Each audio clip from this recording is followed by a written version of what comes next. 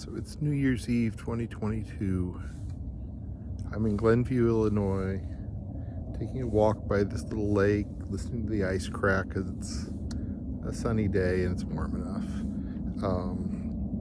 I was gonna say a bunch of platitudes about New Year's Eve and quoting George Washington's line about many mickles make a muckle and consistency in good habits are how you get better, but no, I have something else to say. We're in Illinois visiting my in-laws.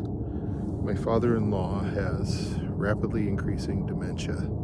He went into a nursing home this summer, late summer, and it's getting bad. And this is not the only dementia that I have to deal with in my life. My mother has dementia. She lives in Virginia, so I don't see her very often. And I haven't been able to talk to her since November because she turns the ringer off on her phone or she knocks it off the hook and I have no way of contacting her. So it's hard. And back when I was a teenager, in my into my early 20s, my grandfather had dementia and I helped to take care of him a lot because they only lived a block away, and once he went to a nursing home I would take grandma there. So I'm pretty aware of what it means, and this ties into something else, and this is hard to talk about, and it's going to make some people uncomfortable, so be warned.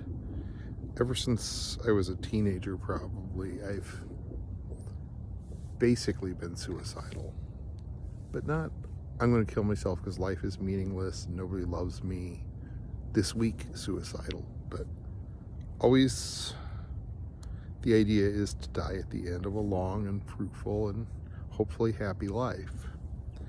And so not anytime soon, because I'm pretty happy with my life right now, but I always like the idea of being able to choose when and where and how I died. In that sense, suicide doesn't make me uncomfortable. I find the idea comforting. I think of Socrates a lot and how he made a choice to protect his honor and his righteousness, and Seneca, who chose to die by his own hand as ordered and do it cleanly and proudly, not begging for mercy, not in terror. So this ties to dementia because I worry some. There's enough family history. It could happen to me. Oh, there goes the ice. Another crack. Everything changes all the time. So what if it does happen to me? I don't want to become an empty shell. I don't want my body to continue while my mind is gone. I don't want to not be able to think clearly or take care of myself. My brain, my mind, my ability to think, my ability to choose are incredibly important to me. That's my life. That's what makes me feel alive, not my body. So if it comes to where I am developing dementia and I have to accept it, I will probably kill myself.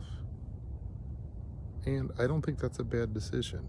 I'm watching my mother-in-law suffer and my wife suffer, taking care of my father-in-law, who is becoming very difficult to even get to do basic things like eat dinner. And I've experienced this with my father-in-law. I once wrote a song, it took 30 years to write, about my grandfather's roommate in the nursing home who'd had Alzheimer's for 15 years. His wife would sit and hold his hand every day and he didn't realize she was there. I don't want to be that, ever. I don't want to do that to my wife. I don't want to do that to my children. I don't want to do that to my friends. And I understand, suicide would hurt them. make them angry. They wouldn't understand. They wouldn't forgive. But I feel it's kinder than the alternative. So it's not entirely selfish, although, frankly, when I talk about, as a way to protect my family and my friends, I'm probably just rationalizing and dealing with my shame about the whole idea, because I know it'll hurt them. And I don't know, it's just something I wanted to talk about. That's what New Year's Eve means to me this year.